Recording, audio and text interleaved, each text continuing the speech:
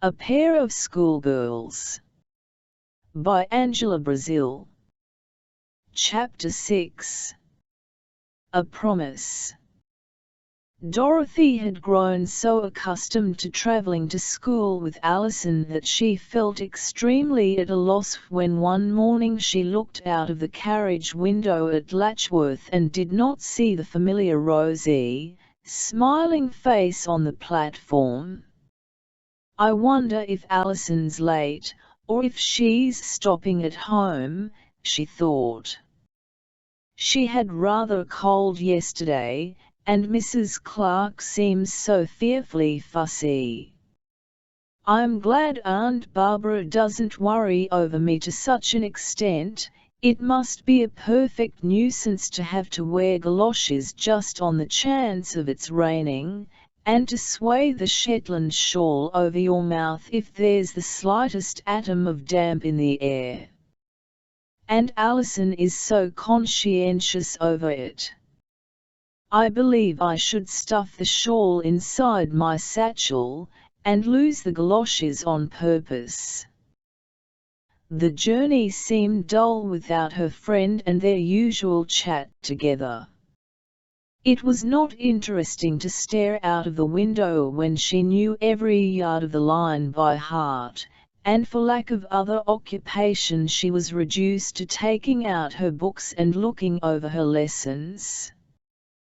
Both in the mid-morning interval and the half-hour before dinner she missed Allison exceedingly. She tried to fill up the time with various expedients. She got a book from the library, and was so long and so fastidious in choosing that the prefect in charge grew tired of recommending, and waxed impatient. "Really, Dorothy Greenfield, you might be a literary critic. One is too childish, and another's too stiff, and you don't care for historical tales. I should like to know what you do want. Be quick and take something, or I shall just lock the case up again and leave you without anything. Oh, you'd like the old curiosity shop. Then why couldn't you say so at first?" Though Dorothy had settled on a Dickens for the sake of making some choice, she had no intention of reading just at present, and she sauntered into the gymnasium to see what the others were doing. It was not the day for a dramatic rehearsal, and nothing particular was going on. Some of the girls were playing rounders, but most were standing about chatting, and waiting for the dinner bell.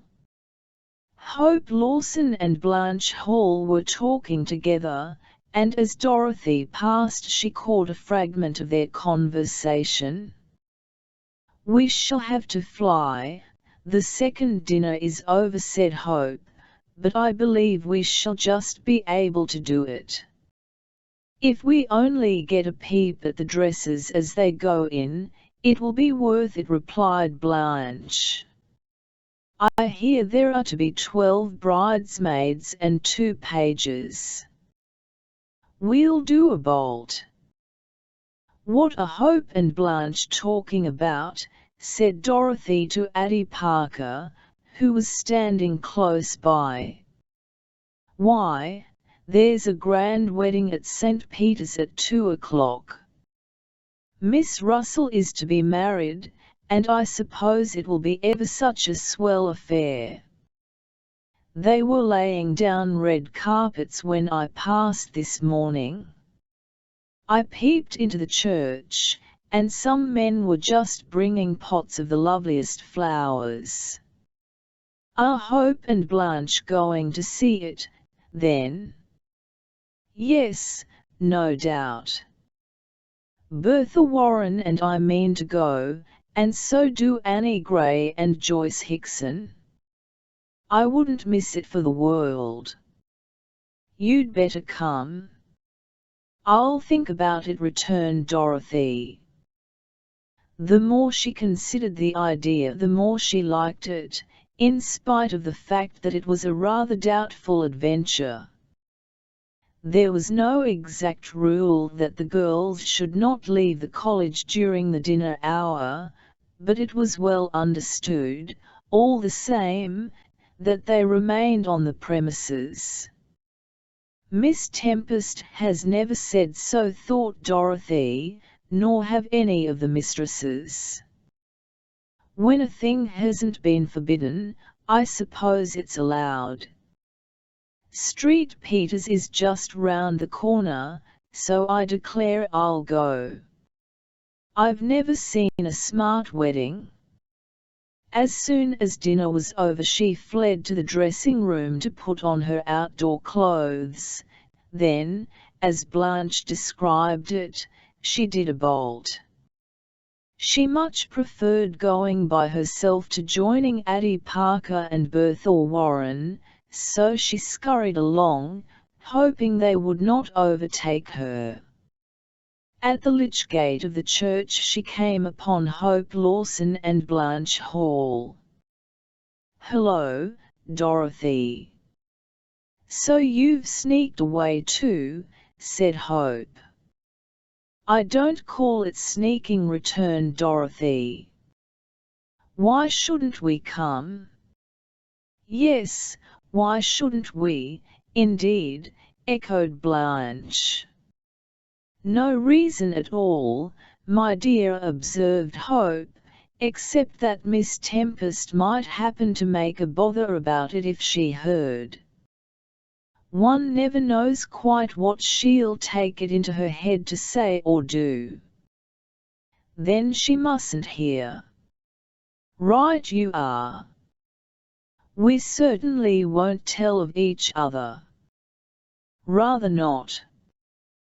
"Will you promise to, Dorothy, never to breathe one single word that you've seen Blanche and me here?" "Of course." "Do you think I'm likely to go telling tales to Miss Tempest?"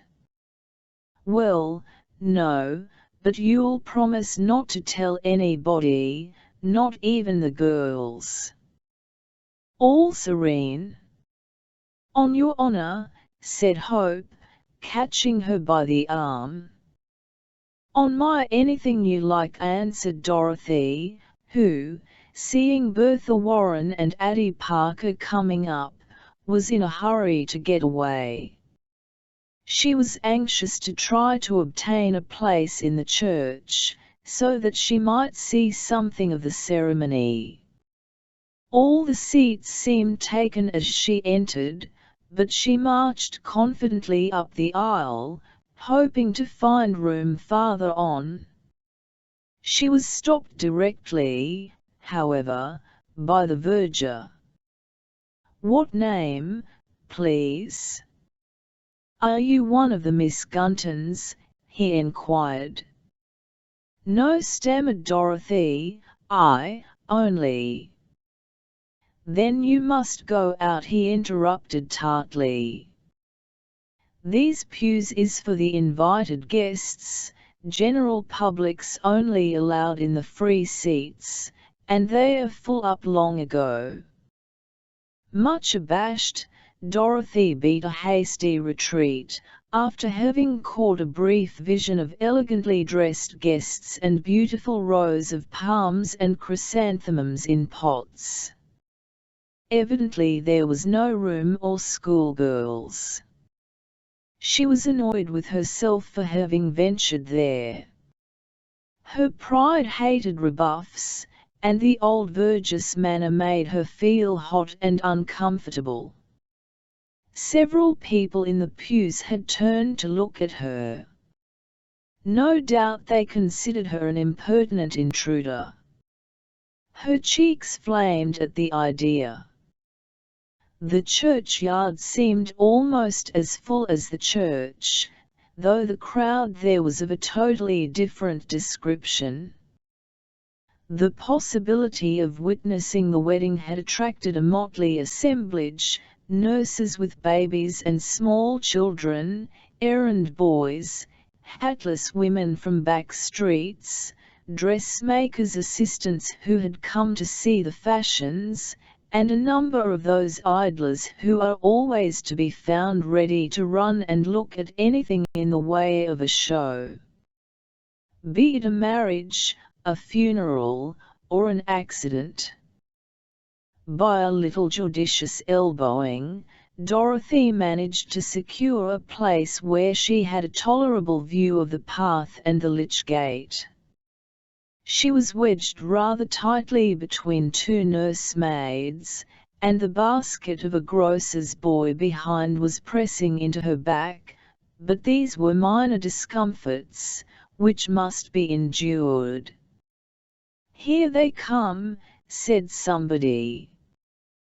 There was a rustling and swaying movement among the crowd, a sound of carriage wheels, a general craning forward of heads.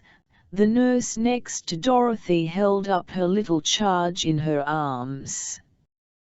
It was difficult to see, for the awning rather hid the view from those in the churchyard above the path. All that Dorothy caught was a glimpse of a figure in white satin and lace, and just a peep of some bridesmaids in palest blue. Then a tall woman moved in front of her, and effectually shut out the prospect. "What a swindle," she thought. "I've hardly seen anything at all. It wasn't worth the trouble of coming. I wonder if the other girls have had better luck." She noticed two school hats in the distance, though she could not recognize the faces under them. She was half inclined to struggle through the groups of people towards them, when she remembered to look at the church clock. "Nearly 25 past," she ejaculated. "I must fly." It was not an easy matter to extricate herself from the crowd. Dorothy knew it was useless to attempt to go out by the main entrance, so she made a push for the side gate. Then, taking a short cut by a small street, she scurried back to school. She was just changing her boots in the dressing room when Addie Parker, Bertha Warren, and 3 other girls came hurrying in. "Oh, Dorothy! Did you get off?" cried Addie. "You are lucky. We were all caught." "Yes, caught dead, every one of us," echoed Bertha. "Oh, it was horrible," exclaimed Joyce Hickson. "I never expected she'd be there. And we ran almost plump against her. Just our luck." "What do you mean?" "Who caught you?" asked Dorothy. "Miss Tempest." "Didn't you see her?" "No, not I." "Then thank your good star." "Where was she?" "Close to the lich gate. She came up quite suddenly, just when the bride had gone in.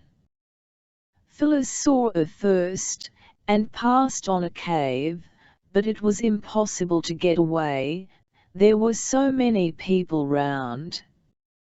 "She must have noticed our school hats in the distance," added Annie Gray. "What did she do?" asked Dorothy. "Pulled out her notebook and took all our names." "Oh, I'm just shaking in my shoes.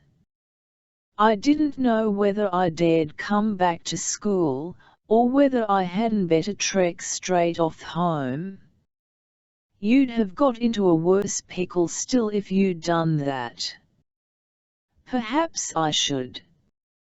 Anyhow, I'm quaking." "Yes, it's look out for squalls." "Squalls?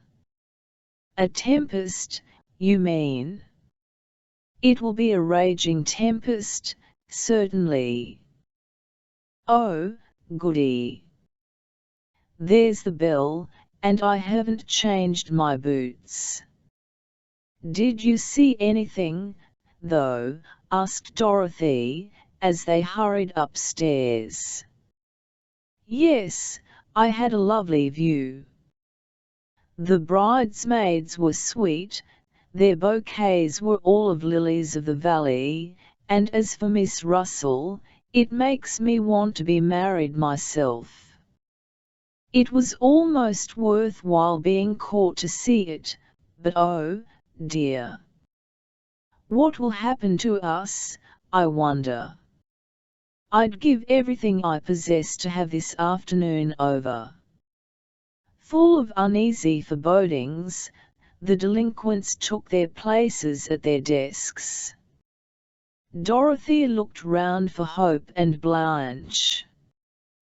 They slipped in at the last moment, rather red and out of breath, and seemingly anxious to avoid the inquiring eyes of the others. Miss Carter, the science mistress, entered, and the hygiene lesson began. 8 guilty souls in the class found it difficult to fix their attention upon ventilation or food values. Dorothy's mind was in a ferment. What was about to happen? She had not thought it any great crime to go to see the wedding, but apparently such an action was viewed far more seriously at headquarters. In her speculation on the issue of events, she gave such random answers that Miss Carter stared at her in surprise. "Did you misunderstand the question, or are you not attending, Dorothy Greenfield?" she asked. Dorothy made an effort to pull herself together and recall the forgotten facts, but they were elusive, and she could only stare stupidly at the teacher. Just at that moment the door opened, and Miss Tempest entered. There was a perceptible shudder amongst those girls whose consciences told them they were to blame. Addie Parker and Bertha Warren exchanged glances. Joyce Hickson pretended to be absorbed in her notebook, while Hope Lawson sat with her nose in the air, as if unconscious of any need to disturb herself. "Excuse me for interrupting the lesson, Miss Carter," began Miss Tempest, "but there is a very important matter upon which I must speak at once. Adeline Parker, Bertha Warren, Joyce Hickson, Annie Gray, and Phyllis Fowler, stand up." With downcast eyes the 5 girls responded to the command. "I wish to know what you were doing at St. Peter's Church this afternoon." No one had the courage to venture a reply. "Who gave you permission to leave the school?" Still there was dead silence among the culprits. "You know perfectly well the day boarders are not allowed to go out during the dinner hour." Miss Tempest's voice, which had begun icily, was waxing more stern and wrathful. Addie Parker began to sob. How is it that among all the girls at the college you 5 had the presumption to attempt such a flagrant breach of the rules? I say you 5, for I saw you and took your names, but I certainly noticed another Avondale hat among the crowd, and I intend to find out to whom it belonged. Was any other girl in this class present at St. Peter's this afternoon? Dorothy's conscience gave a great, uncomfortable prick. She had many faults, but concealment was not one of them, so she stood up. "I was there, Miss Tempest," she said, rather defiantly. At the headmistress's gaze, Dorothy dropped her eyes. Miss Tempest was not to be trifled with. Indeed. By whose permission? I didn't ask anybody. I didn't know the dinner girls weren't allowed to go out. We none of us knew. We thought we had a perfect right to go. That cannot be true. You have been 4 years at the college, and no one is better acquainted with the rules than yourself. It is an unheard of thing for day boarders to leave until 4 o'clock, and could not be allowed for an instant. I am astonished that you should commit such a breach of discipline and then attempt to justify yourself. Yes, astonished and disappointed in the extreme. But I really didn't, began Dorothy. That will do, interrupted Miss Tempest sharply. I don't wish to hear any further excuses. You have shown me that you are not to be trusted. But I do speak the truth, burst out Dorothy. Dorothy Greenfield, if you answer me back again, I shall have to request you to leave the college altogether. I do not allow any girl to set her opinion against mine. When Miss Tempest was angry, her mouth looked grim and her eyes blazed. Quite cowed, Dorothy did not venture to seek further to exculpate herself. She stood twisting her hands nervously, and, I regret to say, with a very stubborn expression on her face. Inwardly she was raging. The headmistress glared at her for a moment, then turned to the class again. Was any other girl in this room at St. Peter's this afternoon? She asked. I appeal to your honor. Nobody answered. Hope and Blanche sat still, with eyes that dared not raise themselves to meet those of the mistress. Very well, I am glad to find no others have broken the rule. For the rest of the term the 6 girls who so forgot themselves will not be allowed in the gymnasium between 1 and 2:30. If it is too wet to go into the playground, they must stay in the classrooms. Any of the 6 who enters the gymnasium during the prohibited time must report herself to me at once in the library. Thank you, Miss Carter. I am sorry to have been obliged to disturb your lesson, though more sorry still for the cause of the interruption. Dorothy took in very little of the remainder of the hygiene lesson. She was in a ferment of indignation. Miss Tempest had doubted her word before all the form, and that rankled more than the scolding.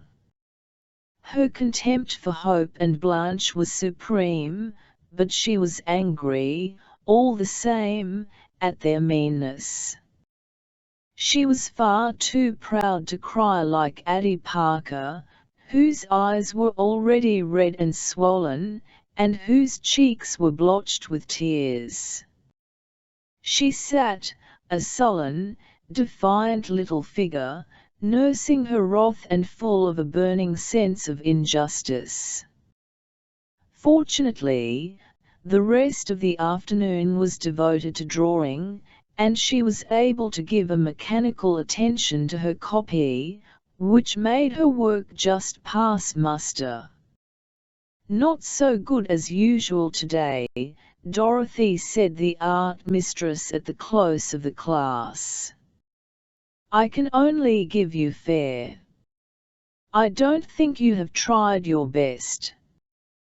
Dorothy shut her pencil box with a slam.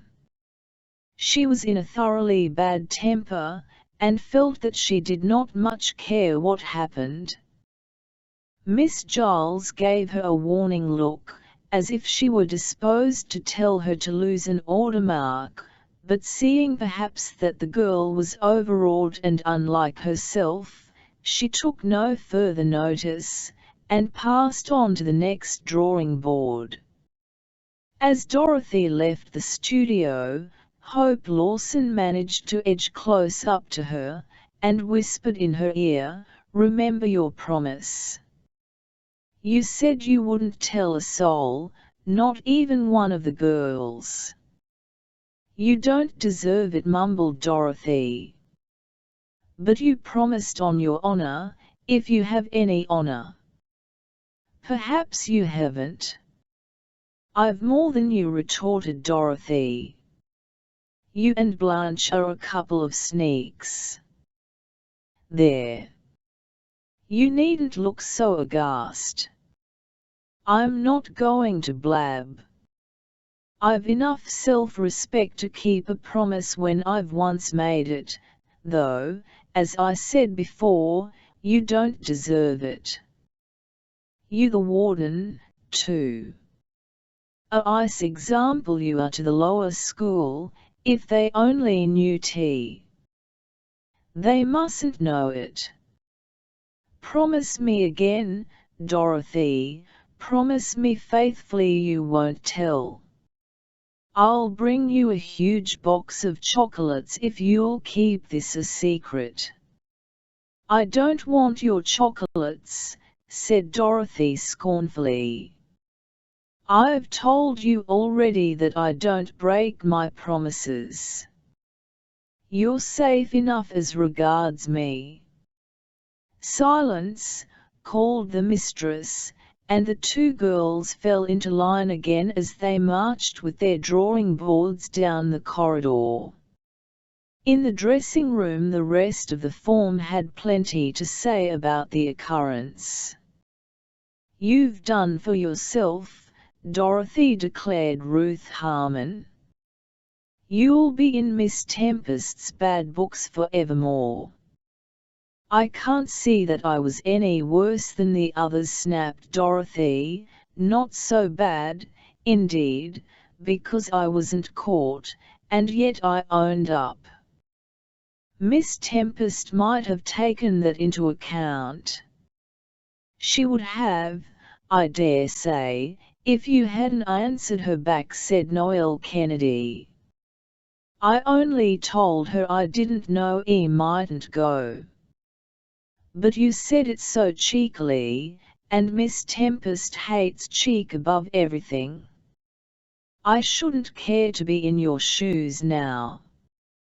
"What a good thing you weren't chosen warden."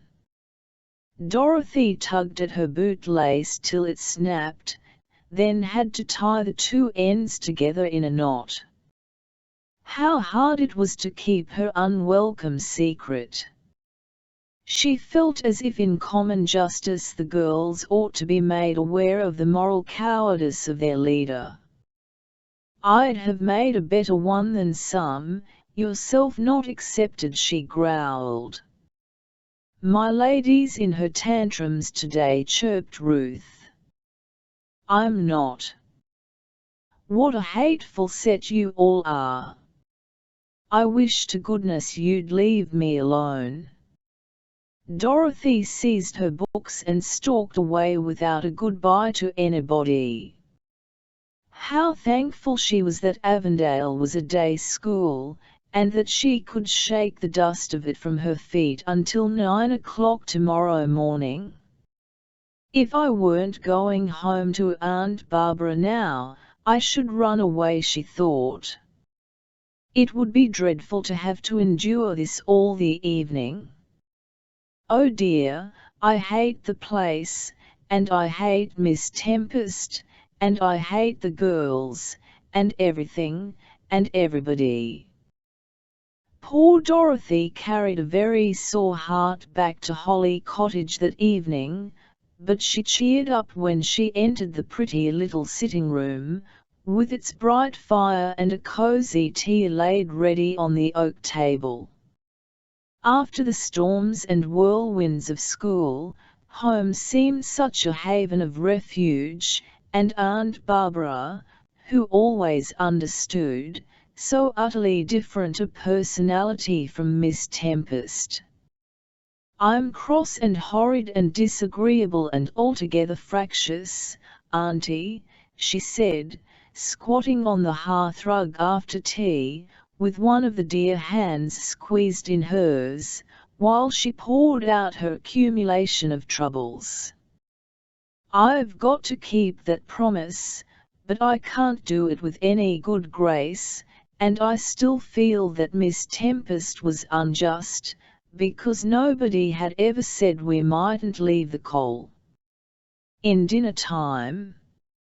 And I'm barred the gym. It's too disgusting, because it puts me out of all rehearsals, and I shall have to give up my part in the act." "Poor old sweetheart, you've certainly been in the wars today. But honestly, don't you think it is just the least little scrap your own fault? I fancy at the bottom you knew that dinner girls aren't expected to run out into the town whenever they like, even to look at weddings, and it wasn't justifiable to speak rudely to Miss Tempest, was it?" Dorothy stared hard at the fire. "No, I suppose I was cheeky. Auntie, when I'm T-school and things are horrid, I just flare up and explode, I can't help it. I'm quite different at home. I wish I had lessons with you again, like I did when I was a little girl. I'd be far nicer. A soldier isn't good for very much until he's tried, is he? School is your battlefield at present, and the temper is the enemy. Won't you be a Red Cross knight, and ride out to do full and fair fight with it? It's as ugly a dragon as ever attacked St. George. And a great deal harder to conquer, because every time I kill it, it comes to life again, ready for another go at me. There, Auntie. Yes, I'll make a try, but I know I shall do lots more hateful things, I always do.